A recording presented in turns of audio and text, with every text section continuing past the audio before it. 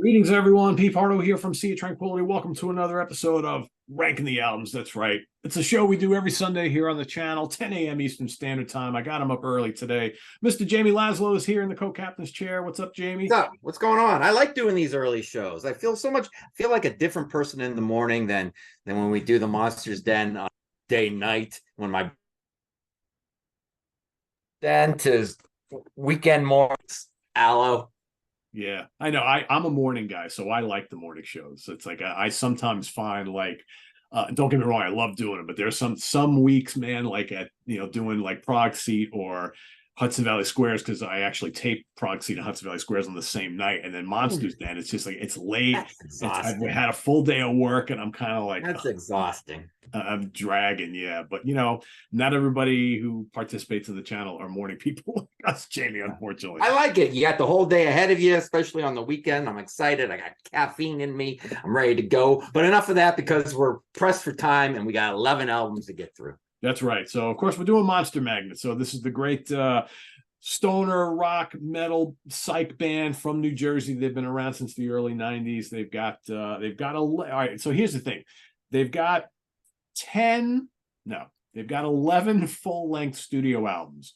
One of them is a covers album, and that is the album called Better Dystopia, which we're not including in this because it's a cover. It does play like a Monster Magnet album, though, because the covers are so obscure. Really and our online buddy, Jim Puba, if he watched this, he'd be very pissed if we didn't mention that they cover his song Mr. Destroyer on here. That's right. So, Puba, we got your back, buddy. Yeah, right there's there, a lot of the original version on there. There you go. And Let Me In is a great album. But yeah, they do like pentagram stuff on here and like all sorts of really, really obscure covers, which is pretty Jerusalem is a band they cover, and it made me go buy the album when I heard their cover. I'm like, that's cool. I'll just go buy the original. Yep. So yes, there you go. That's out of the way. So yeah, so we're not going to include this one, but I would recommend, and if you're all interested in Monster Magnet, definitely check it out because it's probably one of the cooler covers albums you'll hear any time recently, right? Just because they're not covering the same old stuff. So we're not including that. So besides for that, they have 10 full-length studio albums, but they do have an EP which came out really early on. It's listed an EP, but it's a full-length album. And it's 49 minutes long. Right. So if you have the bonus song on there, it's like 55 minutes long. Yeah. So we're including that in here. So the 25 tab 25 tab, whatever the hell you want to call it, is included here. So we're going to start from a number 11. We're going to work our way to number 1. We'll each do 3 per round here until we get to the end, and we'll do our top 2. So I'll have Jamie kick us off with 11, 10, and 9. All right. I got a lot of shit to say about my favorites, so I'll try to keep the lower ones short. Look, I'm going to go with 25 tab as my bottom one. Now, it may be someone's favorite, and I totally get that. Maybe you have stories and memories of the early 90s of getting fucked up and listening to this album, because that's the kind of not just fucked up and listening to this album, because there is a difference. And you hold those memories dear. That's great. I just don't grab it that much. I mean, the first song is just 32-minute exercise in drug-inspired music is basically what it is. Very trippy. 25 Long Hair is more of a song, but it's not the one I grab most often. It serves its purpose. It is what it is, and that's fine. It's a total outlier in their catalog. I mean, for sure. Yes. And it's their first little EP, they say, but it's an album. Just has 3 songs on it. For my next one, number 10, I'm going to go with Mindfucker. And I got the vinyl right there, too. Right when I saw the name of the album, I was like, oh, God, here we go. The old band trying too hard, not giving a shit anymore.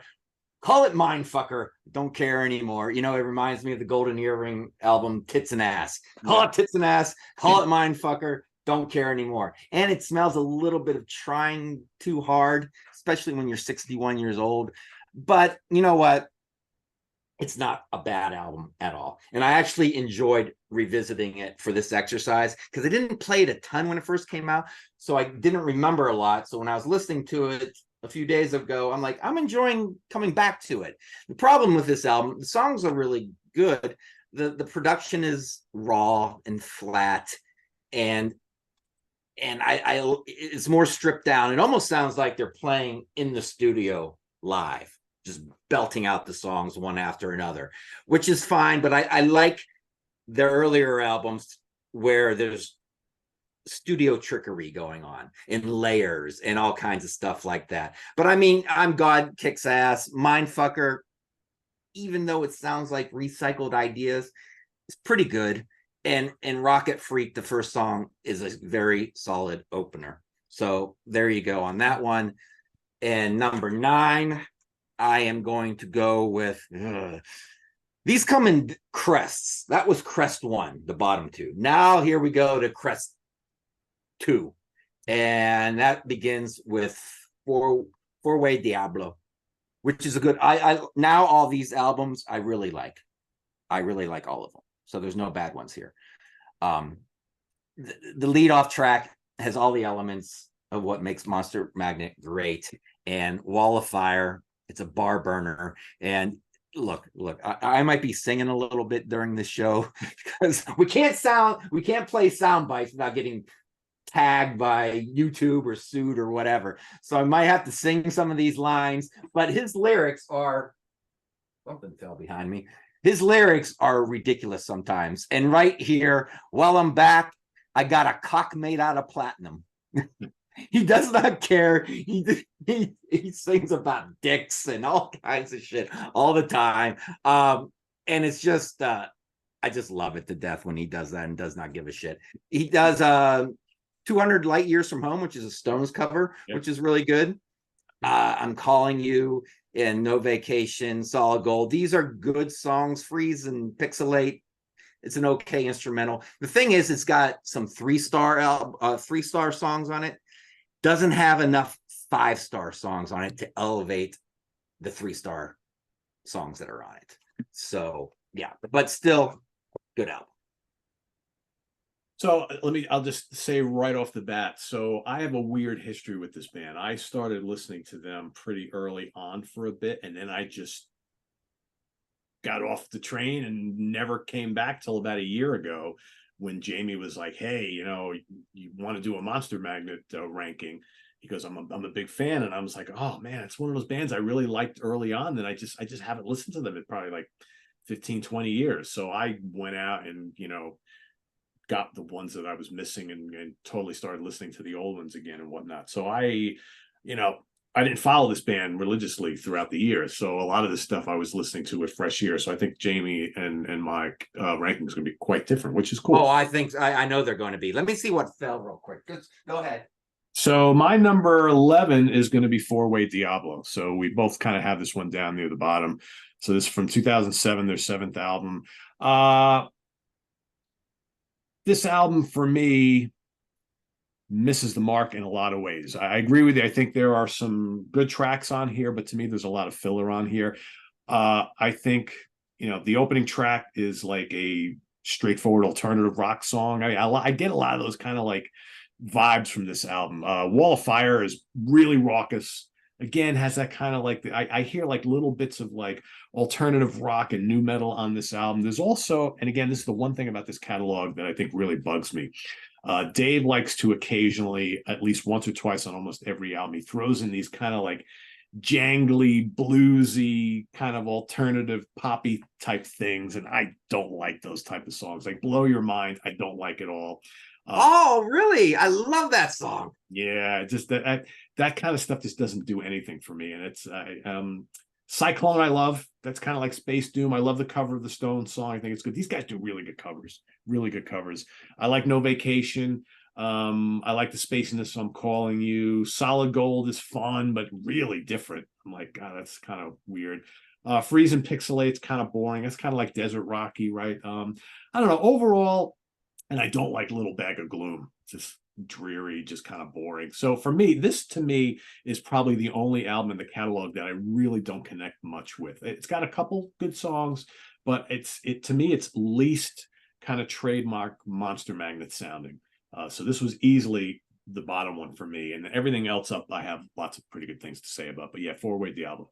My number How one. about that cover though? That cover is The covers, badass. I mean, most of the covers are really amazing. It's, I mean, like, this is this one. Last Patrol is my number 10 from 2013, ninth album. Again, really good opener.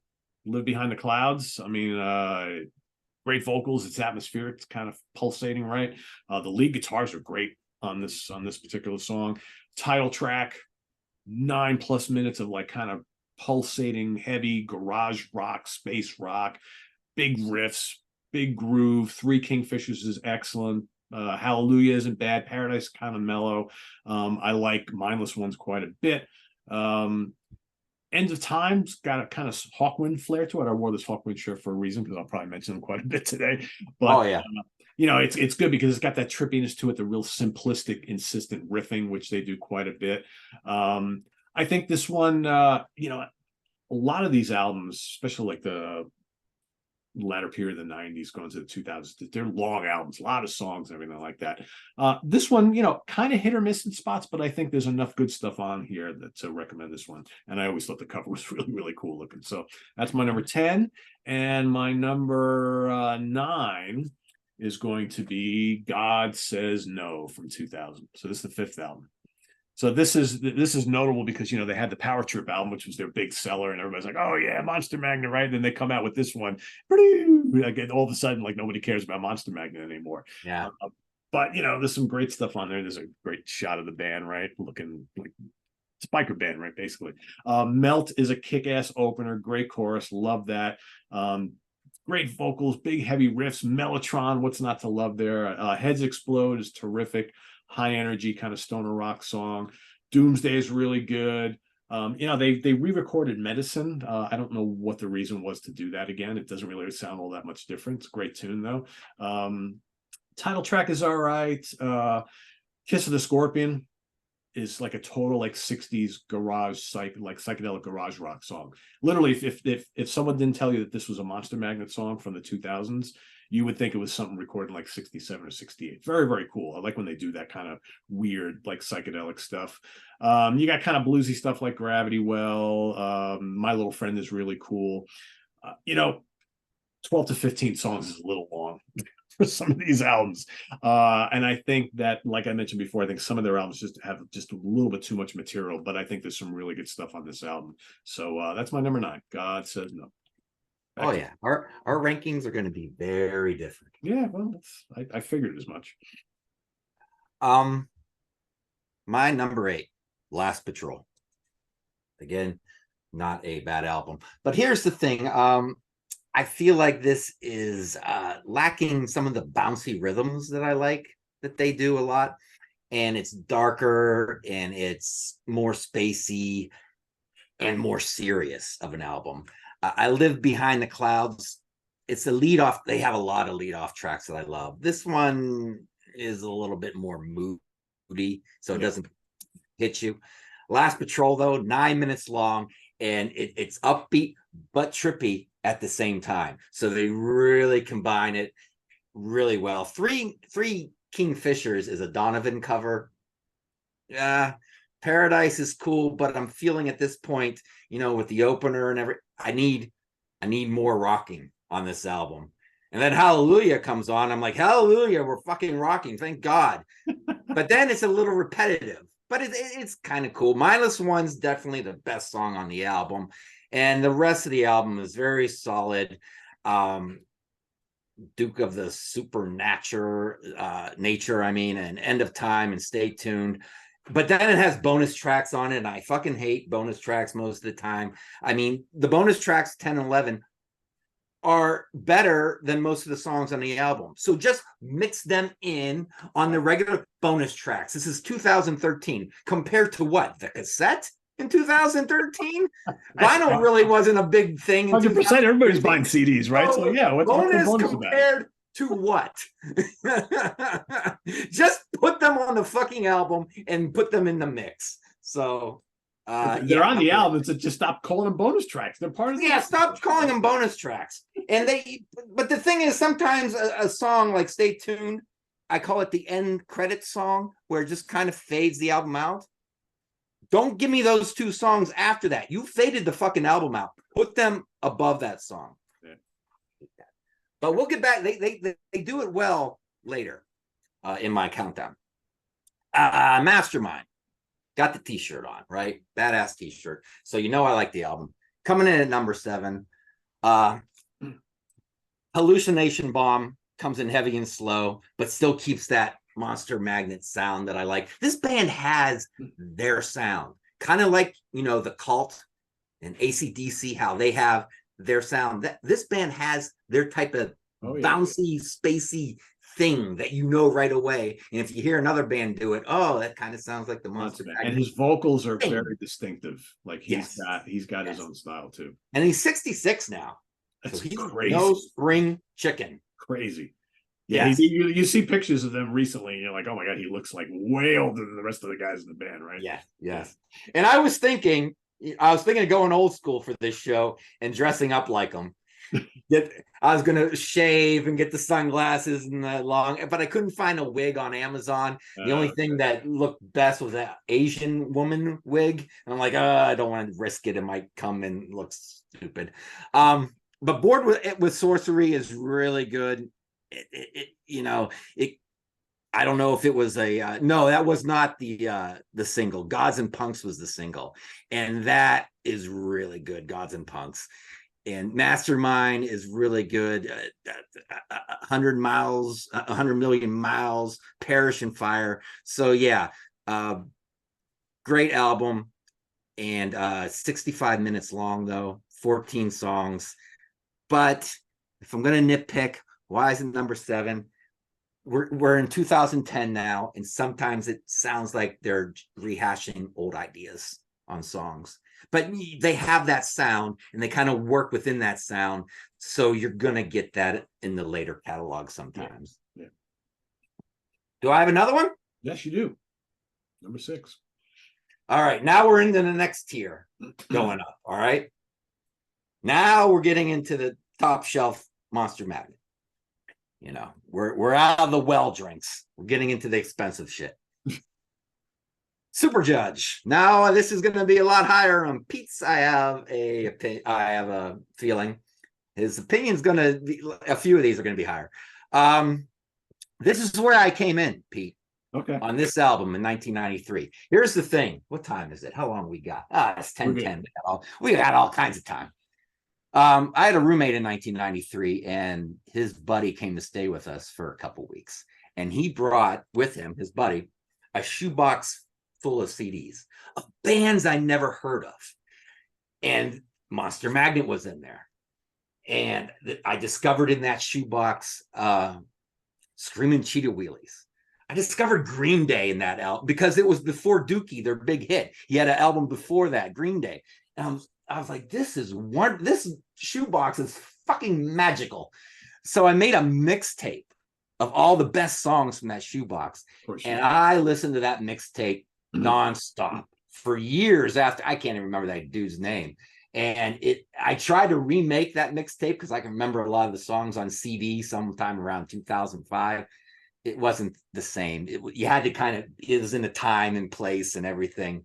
And I put Black Balloon on that mixtape because that is it's the last song, and it's a badass song. Yeah. I don't know how well it works as a last song because it's kind of like a ditty that should be in the middle somewhere, but what a great song. But you got Cyclops Revolution, where you have Dave yelling from each speaker, left and right, cut off your legs, for you are too slow. I cut off my hair.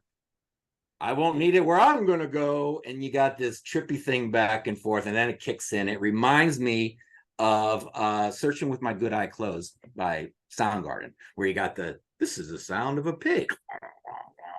Here is a horse, or whatever the fuck it goes.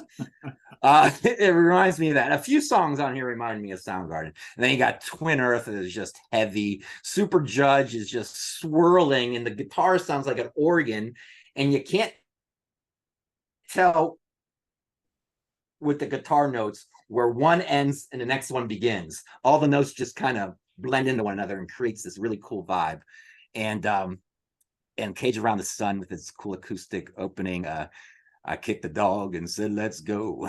It's just, his lyrics just don't make sense sometimes. And sometimes they click and you go, oh, I think I know what he was talking about. Elephant Bell, Side by Side. Track 5 is Elephant Bell. Track 6 is Dinosaur Vacuum. And I ask you, what the fuck is heavier? An elephant bell or a dinosaur vacuum? You just know this is a heavy album when you get song titles like that. And Stadium, another song that would work. It sounds like a song that would work well on Bad Motorfinger again. Yeah, there's a lot of big Soundgarden fan. Moments. Yeah, yeah. And I met him. I met Dave once. It's a long, crazy story involving getting stranded in downtown Pittsburgh by myself and trying to get hooked up or trying to get picked up by a hooker. It's a long story, but I ended up backstage because it was cold outside talking to Dave. And I told him, I was hammered. I'm like, you write some of the best stuff since Soundgarden, man. And, I mean, since Soundgarden, that pretty much is from the same era. So yeah. He just said thanks, but he signed my ticket. There you go. So I got his signature on my ticket. And I asked him, is there any beer? No. Okay. Will you sign my ticket? Sure. And I was on my way. And that's where the hooker tried to pick me up. The whole story involving like $100 cab ride home. So yeah, great album. Love Black Balloon. And it's coming in at number 6. So you know how much I love 1 through 5. There you go. All right, I think I'm ready to piss off everybody watching right now. Oh, Power Trip. So number 8 is Power Trip, 1998, 4th album. It's like their biggest selling record. Yeah, I know. Yeah, well, I think it's the biggest selling stoner rock album of all. Yeah, of all time, right? I think this one went gold. This didn't go platinum, I don't think, right? No, I don't think it went platinum. But I think it went gold. Crop Circle is awesome, catchy as all hell.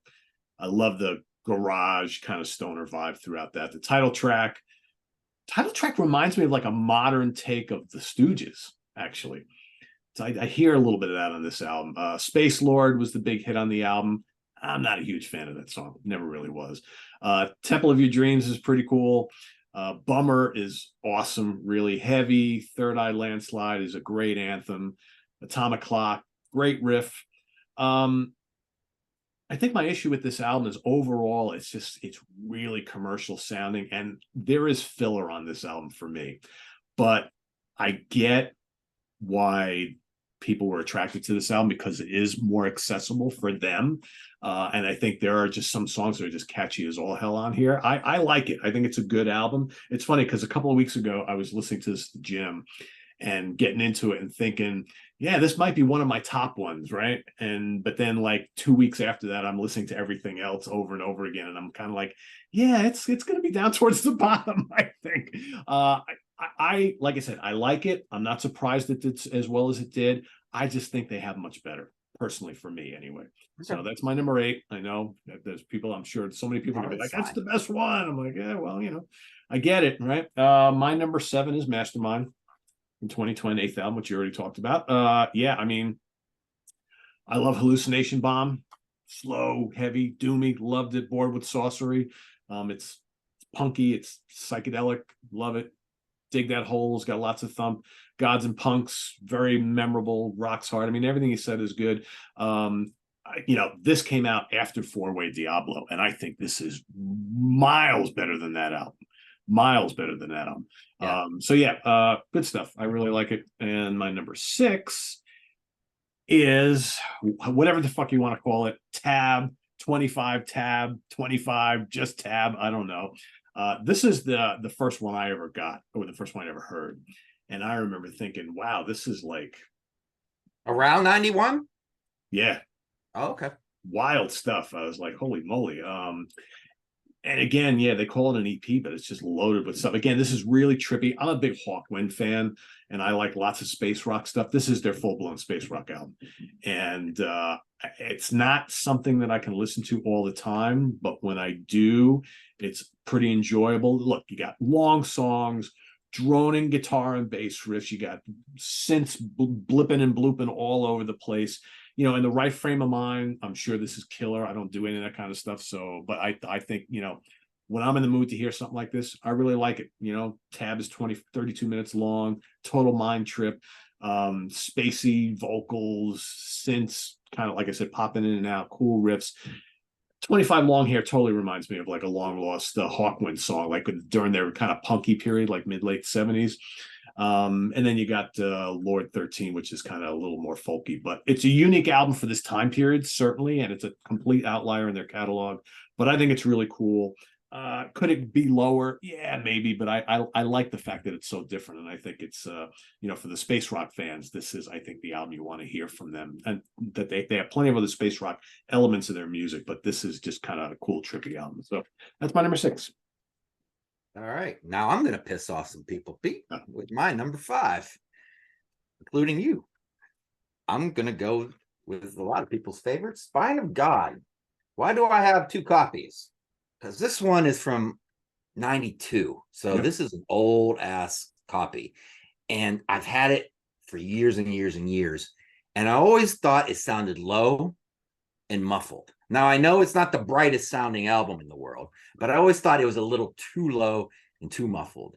So what I ended up getting is the newer version. And look, it even looks brighter. And the volume's a little higher. And the music opens up and is a little brighter. Yeah, they did a nice job on the remaster on that. Yeah. I never saw where it's officially called a remastered, but it sounds like a remastered. Yeah. So yes, so it's much better on this one. And you got Pill Shovel, that heavy rocking, and Medicine that they later redo. It's a Monster Magnet classic. Then comes Nod Scene. Oh, Nod Scene. One of my favorite Monster Magnet songs of all time. But and I love the lines. Bought another copy of Fragile. Seeds were busting up the spine. And then he goes, bought another copy of Zoso. Seeds were busting up the spine. Because here you go, kids watching. Back in the day, we used to sit down on the couch, put an album on our lap, and roll our weed on it.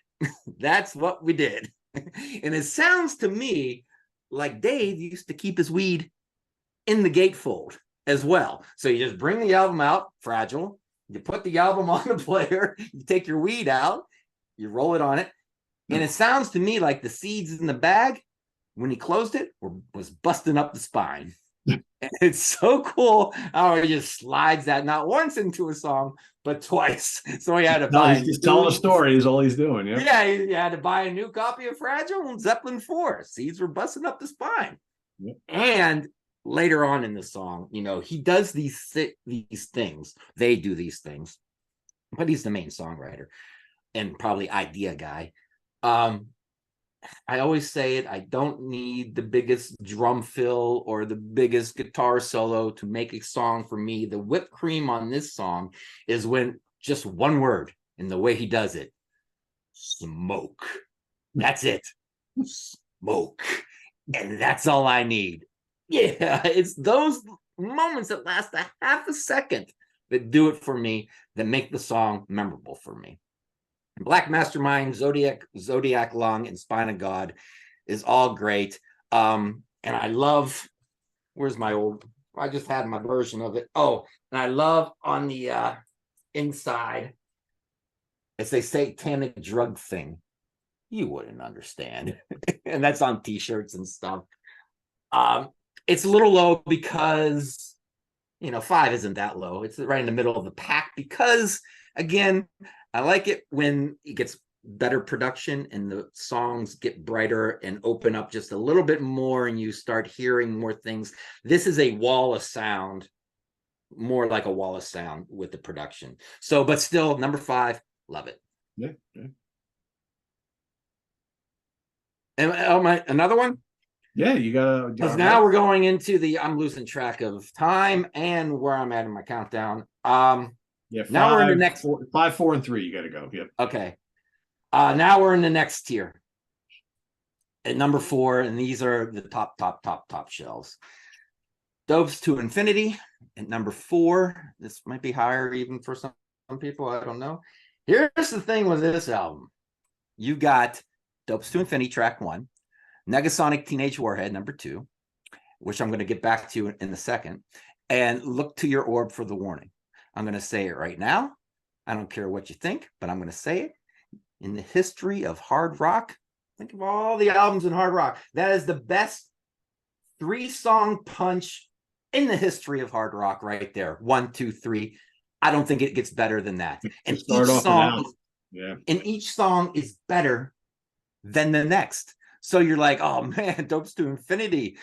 Yeah, and then Negasonic comes on you, and then Look to the Orb for the Warning. Oh my God. I'm doing phallic symbols over here, and I don't give a shit because that's kind of how it is when I'm listening to it. I don't care who knows.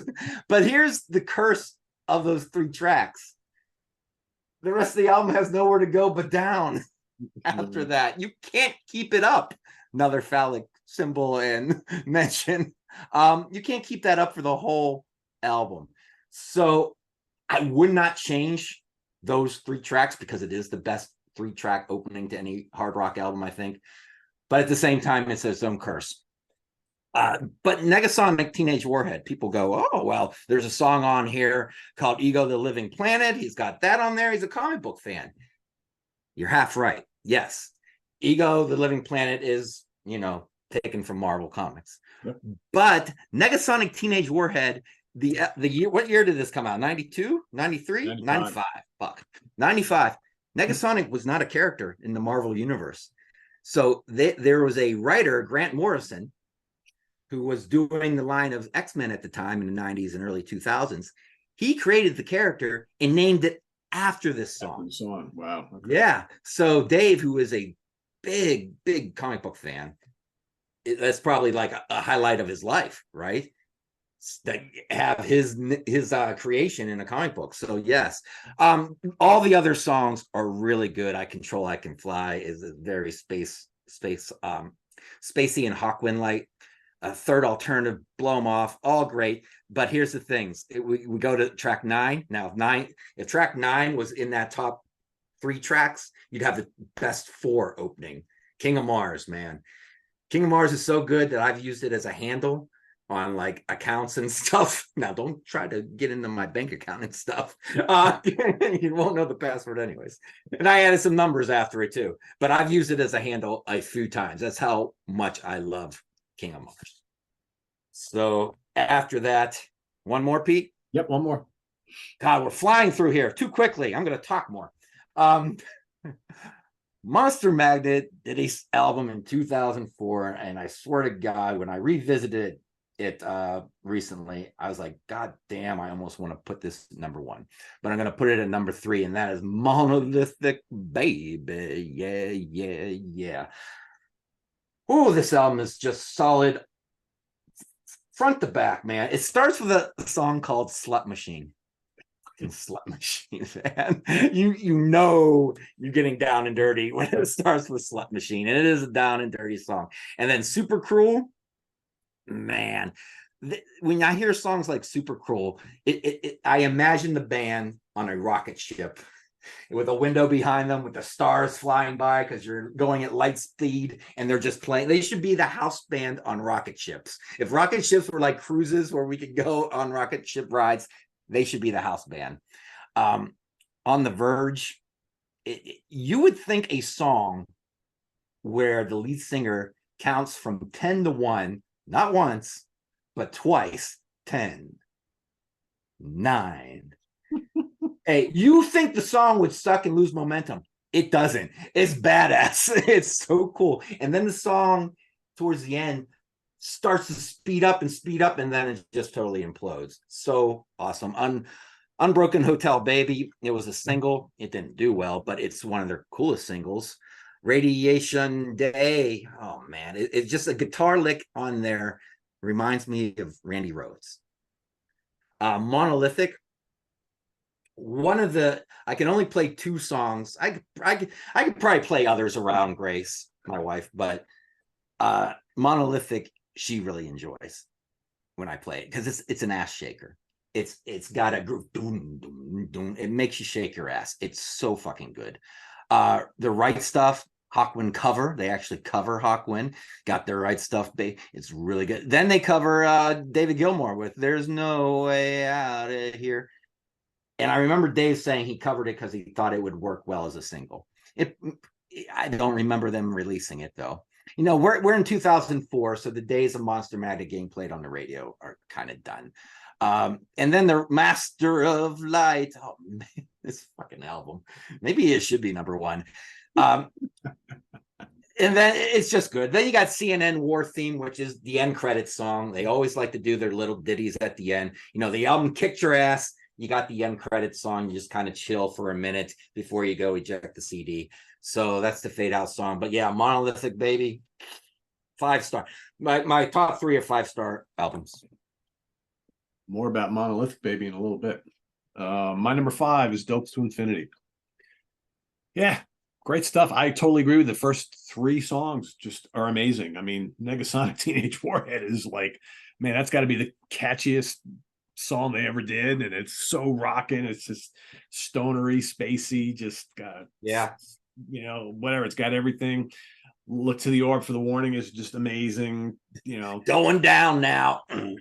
So good. You know, Ego the Living Planet, you were absolutely right. It's like by the time you get to that, it's like, you know, the album is on a different trajectory, but that's just so like kind of crushing and slow and spacey. I mean, and plus the fact that they, you know, named the song after a really obscure but cool Marvel character that's just basically a planet, right? A living planet. I think it's really cool.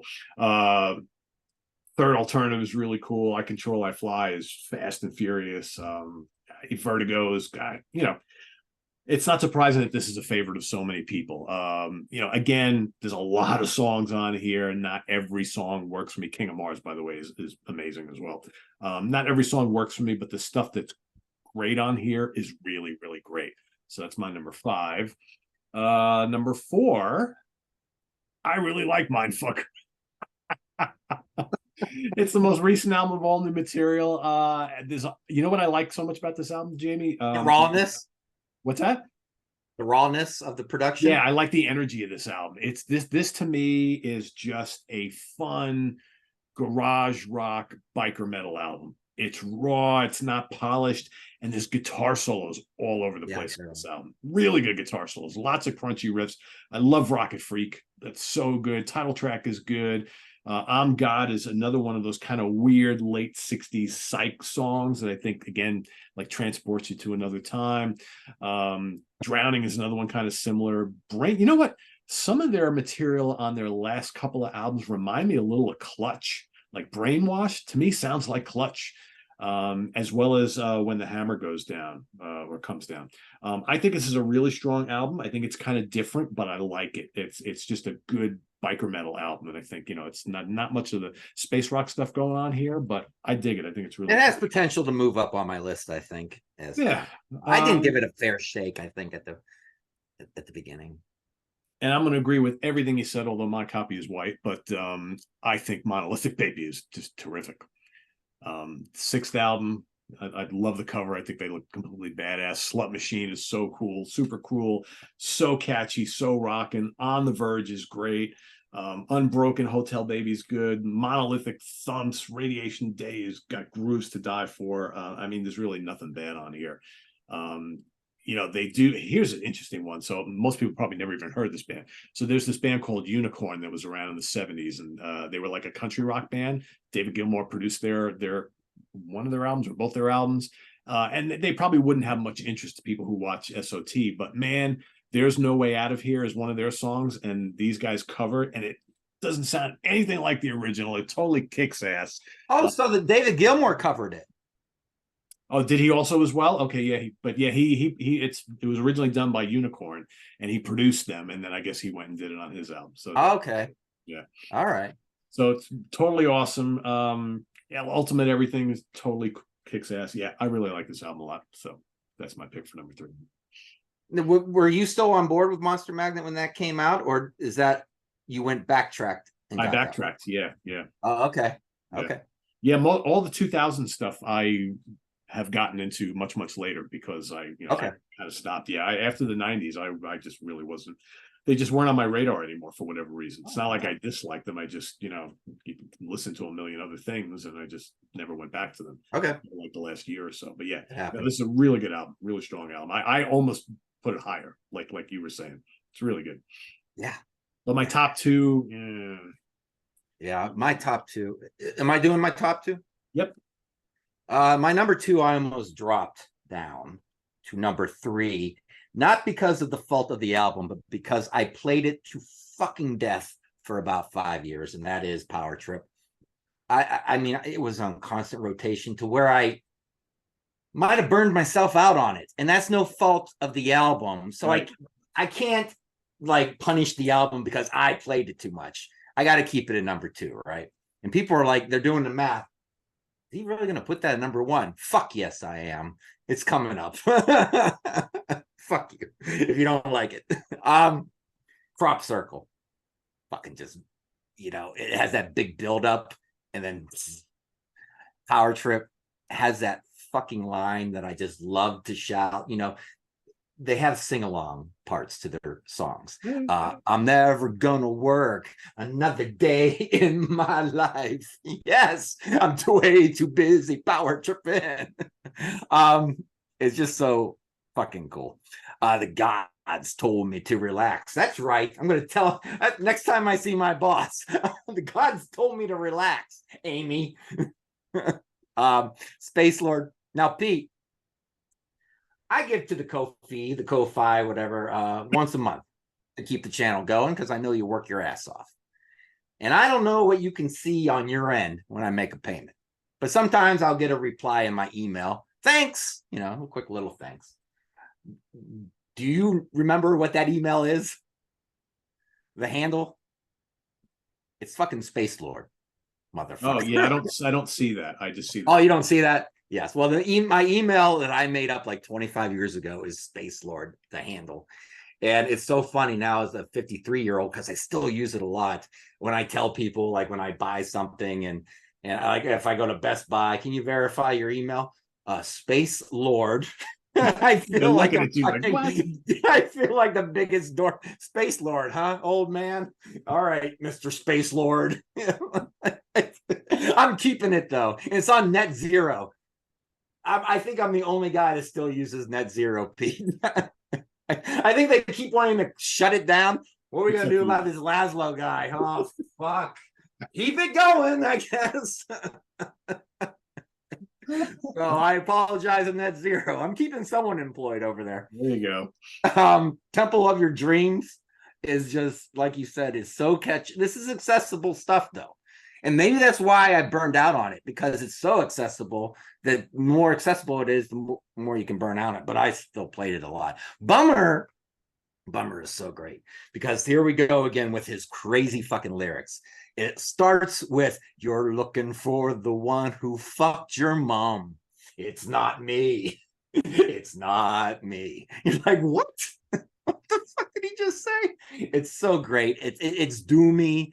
It rocks, and it's a sing along. And then it's got the great line: "Some people go to bed with Lucifer, and they cry when they don't greet the day with God." Boo-hoo! So, I mean, it's just memorable shit.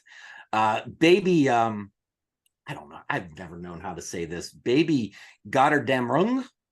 I don't know. It's got symbols above the fucking E and the A and stuff.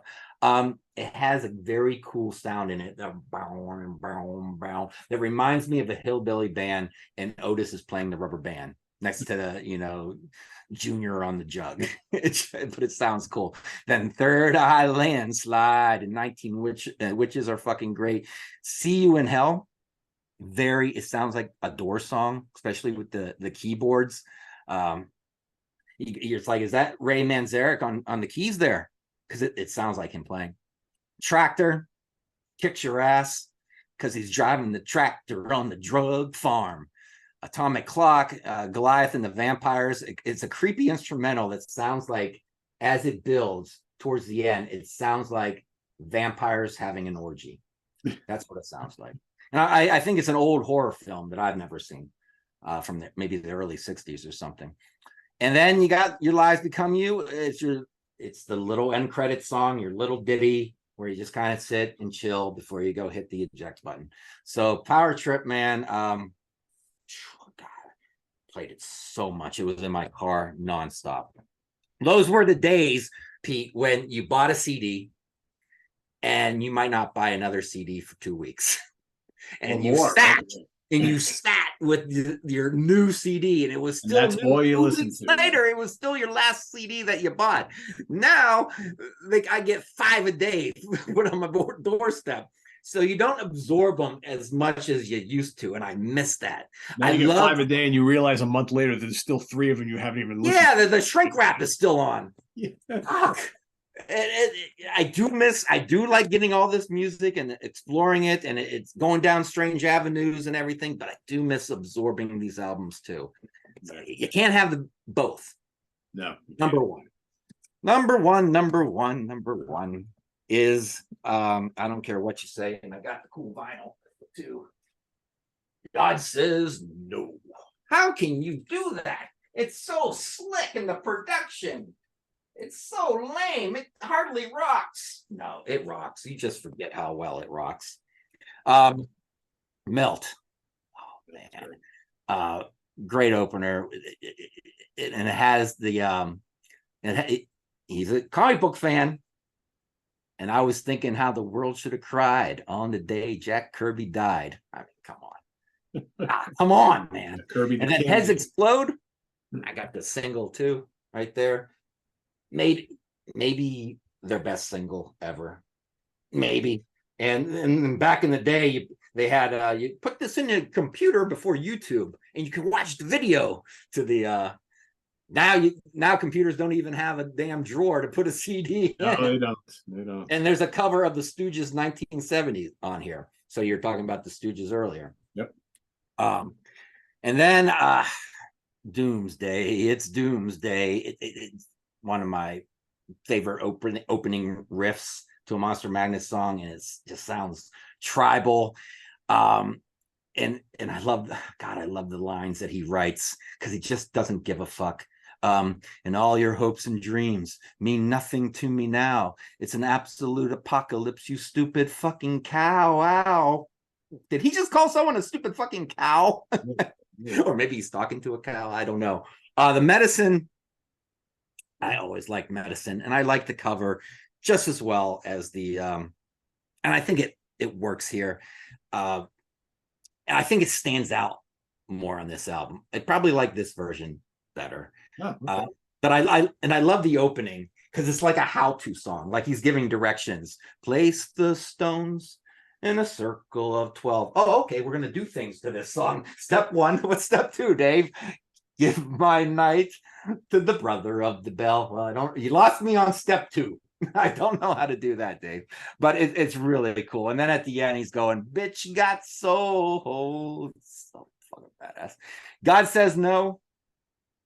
I'm going to tell you right now, every time I try to do something simple in my life, Pete, simple, connecting my laptop to my Wi-Fi, and it doesn't want to do it for me for whatever reason, or if my TV disconnects from the Wi-Fi and I just want to watch, the new Mandalorian episode, and now I got to log back in and it's not connecting, the first thing I say is, you try to live, God says no. That line from that song pops into my head every fucking time I'm tackling something that should be easy. So yes, this album touches my soul. What it's all about, right? Yes, and and I know a lot of people put it low on the list, and that's fine. Kiss of the Scorpion, maybe their most 60s sounding song. I think you said that. Very weird and cool. Again with the lines, you'll swim in the sweat of a million orgies, and then he goes, it's time you suck the cock of the fire god. Sorry, the time is here. To suck the cock of the fire god. Fire god, can we get you in here? So fucking cool. All Shook Out. maybe the best groove they ever came up with. Right when it starts, hey little sister, let's get together and cry. Oh my god, it's so danceable. It's such a great stripper song. Fuck Motley Crue. It's 10 times better than any stripper song Motley Crue ever wrote. Gravity Well. Now this is this album's The Crunch, because well, The Crunch, every time I listen to Houses of the Holy, I go, God, this is maybe the best Zeppelin album ever. And then The Crunch comes on, I say, no, it isn't. Because I just fucking hate it. I do, I hate that. The Crunch makes me cringe. This is very swampy like that, but it maintains a beat, thank God. And it doesn't take me out of it like The Crunch does. But it's very swampy. I was actually playing this maybe a year and a half ago when the bar was upstairs and everything was cool until this song came on and I heard from the other room, what is that awful music you're playing? So it is very ugly song and very swampy, but it doesn't ruin it for me, thank God. My Little Friend is, I was listening to this album just a couple days ago and this song came on and it just sparked thought in my head. I think everything after this album, maybe not including Monolithic, everything after this era right here, this maybe Monolithic, I think they just tried to recapture. And what you got was recycled ideas, I think. And some of those recycled ideas worked better than other times. But to me, this is the pinnacle of it all. And Queen of You, it's such a, oh God, it just works for me. It has great bottom end. And again, it has that memorable thing, not the... It has one simple line in it where, and I know when he wrote this, I can just tell this line wrote itself. It just came right out. You're such a little demon. What's a demon to do? Fucking awesome. So simple, so fucking awesome. And the line itself, you're such a little demon. What's a demon to do? Is so fucking cool. And then Cry. Maybe the Monster Magnet song that touches my soul the most is Cry. It literally takes my breath away. And you wouldn't think it would be that great. Every time it starts, I'm like, God, it sounds like for about 10 to 15 seconds, like a boring Doors song. Like we're going to get like his version of the end. Mother! No, right? We won't even get into talk about crazy lyrics. We won't even go down that avenue. But it starts off sounding like the Doors, but then his voice comes in and that just washes that vibe away. Call me your lousy father. Call me your demon king. Oh, this is going to be fucking badass. And it's slow, but then the middle, it has this sweeping guitar part that just takes me to another place. It just goes, sorry about the singing, but I can't play it for you. And it just takes me to another planet. And it's 7 minutes long and it's too fucking short. It's too fucking short. And then you got Take It, the Fade Out song. Always got to have the Fade Out song. But then they do the dreaded bonus song. But here is why the bonus song works on this album. If this was Dave's idea, then he's a fucking genius. All right, so the bonus song is Silver Future, which was on Heavy Metal 2000. All right, and this soundtrack came out before the album. So I wanted the song, so Laszlo goes to Best Buy and buys Heavy Metal 2000. And it's got a lot of shit on here. It's got fucking Insane Clown Posse on here, for crying out loud. All right, there's some cool stuff on here, but it's got some shit on here. But I bought it for that song. So for people who didn't want to buy this for all the shit, he puts it on the end for you. Here you go, Monster Magnet fans. Here's Silver Future. And it works in that realm, but it also works because when Take It is over, the CD player literally counts 13 to 0 before it plays it. So you've got a 13-second pause. Like, okay, we all know the album's over. 13, 12, 11, 10. Here's the bonus song. And that makes it fucking work. It's like the after credit scenes in Marvel movies. Those after credit scenes would not work if the movie ended and then they just went straight to it. It works because you have the credits in the middle, and that works because you have those fucking 13 seconds, and then it works. So yes, perfect fucking album. One of my favorite albums of all time. God Says No. And when it first came out, right before it came out, some dude at work, now we're talking the year 2000, came to me and said, internet or inner what? I don't even think I had a computer yet. I got one right around that time. He goes, dude, here's the new Monster Magnet. I downloaded it and put it on a blank CD for you. And I said, what witchery is this? What kind of magic is this? Before it came out, and I listened to this for a long time before the actual album came out. And I just thought that was, and he put Silver Future on there and 1970 and Kick Out the Jams, the MC5 song. And I was like, wow, that's fucking cool. So yes, God Says No. And you still held on to that original thing that he gave you. Yes, and it doesn't even fucking play because it's got like damage there and stuff. But I held on to it because it's the first time I was like, oh, I don't know what you did. I don't know what kind of equipment you have at your home, sir. You made this amazing thing here. You replicated. Yeah, like is this illegal? How did you do before it? It was released. Yeah.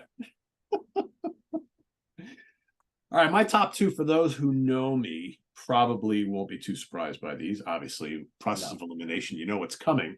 Number two is Super Judge from 1993. Ed Mundell joins on lead guitar. Fine player. There's just some cranking stuff on here. Jamie talked quite a bit about it, so I don't know how much more I can add. But Cyclops Revolution, really heavy, lots of cool nuances. Twin Earth crushes. Cage Around the Sun is pretty heavy, but it's got some neat like acoustic guitar and sitar stuff on it. Elephant Ball, again, biker rock, great stuff. Dinosaur Vacuum, it's got a Hawkwind vibe to it. I love it.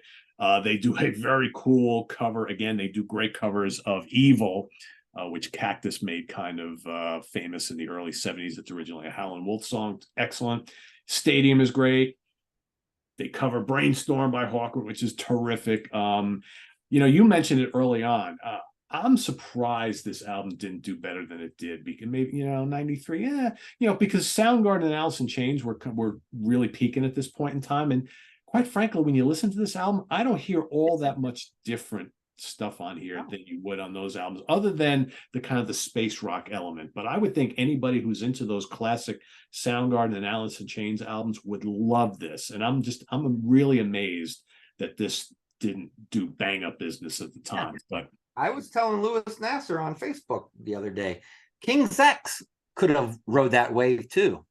Yeah, I would agree. And Monster Magnet. Yeah, I would agree. All right, my number one is Spine of God. I knew it. Yeah, I mean, spacey album, tons of fuzz. Pill Shovel is completely badass. Medicine is great. Nod Scene, so good. Black Mastermind, so good. I mean, just there's no bad. The only song I don't really kind of connect with on this album is Zodiac Lung. It's not terrible, but man, title track is just so good. I love when they do that kind of trippy psychedelic stoner rock metal thing. It just works really well. Space Dance is great. I mean, Snake Dance is just totally great. And they do a really another great cover of one of my favorite bands, Grand Funk Railroad's Sin's a Good Man's Brother. It just kills. Oh, see, I didn't know that was a cover. Yeah, that's Grand Funk Railroad, man. Yep. Ozium is the cool kind of trippy, Floydy, Hawkwind thing. Excellent debut album, because this, I guess, is technically their debut full-length album, even though Tab or 25 is technically, Tab. You never remember if the 25 becomes before the Tab or the Tab after the 25. Yeah, and then sometimes you see a dot. Yeah, I don't know, but yeah, I love it, and that album cover is just terrific, I think.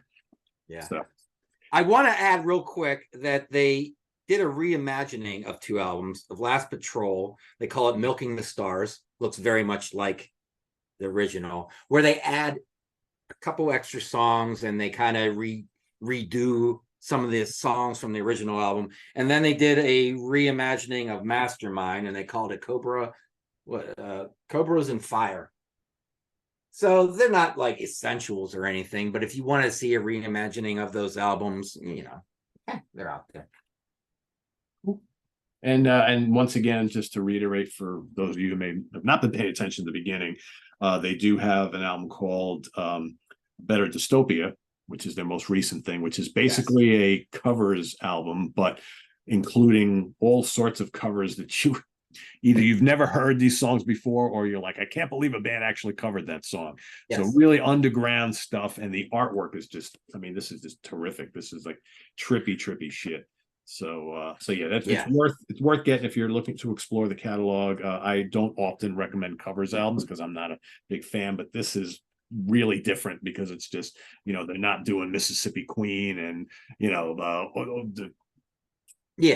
Sunshine of Your Love and every song that everybody else covers, right? And it plays like a Monster Magnet song to most people, or album to most people, because most people don't know those songs, the originals. Yeah, and I wonder how many folks bought this and had no idea it was a covers album, right? Because they don't really go out of their way to tell you that it is. And that's right. And if you don't know these songs, and most people probably wouldn't know half this stuff, you think, this is great, right? So yeah. A lot of people right now are going, wait a minute, it is a covers album? Exactly. Yes, what the fuck? Oh, I knew that. I knew that. No, you didn't. We got you. So so for everybody watching, if you are a fan of Monster Magnet, rank them as you like them down in the comments below. And if you've never explored this band, obviously Jamie and myself had very different rankings, so I don't know, pick a couple of the top ones, and that's a good place to start. Is really, other than Four-Way Diablo, I think all these albums have lots to love, and that's not a terrible album by any means. It's just, to me, easily their weakest one. But if you like the more stoner, dense music, go with Pete's top 2. If you like something a little bit more bouncy that you can play maybe by the pool on a hot summer day, go with mine. Yeah, that's a good way to put it. Yeah, and if you like the accessible kind of stoner stuff, Dopes to Infinity and Power Trip are their most popular albums for a reason, right? They're very accessible, and there's a lot of good anthems on there and stuff. So they're not among my top favorites, although I think Dopes to Infinity is pretty damn great. But I totally see why people gravitate towards them. So yeah.